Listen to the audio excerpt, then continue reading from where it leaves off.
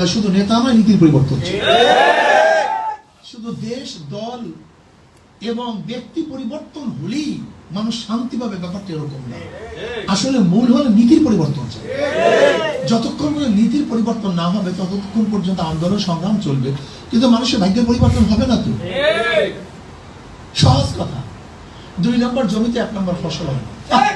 শাহেখ রহমতুল্লাহ যে কথাগুলো বলেছেন সাদা সিধা, যদি আপনারা চিন্তা করেন বিশ্বাস করতে পারবেন না কত গভীরের কথা তিনি বলেছেন।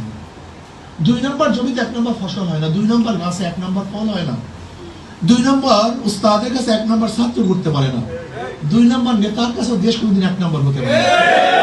তাই শুধু নেতা নয়, নীতির পরিবর্তন চাই, এবং এই নীতি যে বাস্তবায়ন করবে সেই লিডারটা ভালো চাই। 2টা জিনিস দরকার, একজন ভালো নেতা, আদর্শবান, নীতিমান, যে নীতি ও আদর্শ বাস্তবায়ন করবে সেই নীতিটাও ভালো চাই। কোন নীতি আদর্শ বাস্তবায়ন করতে চান?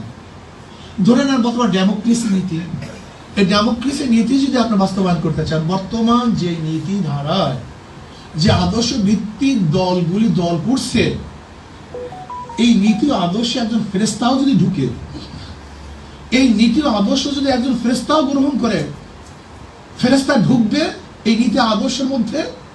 এটি এমন একটা নীতি এবং আদর্শ, এমন এক দল, এই নীতি ও আদর্শ এমন দল সৃষ্টি করেছে, এমন ইঞ্জিন সৃষ্টি করেছে, ইন্ডাস্ট্রি সৃষ্টি করেছে, একদিক থেকে ঢোকবে ফেরেশতা, বের হবে আজাজিল।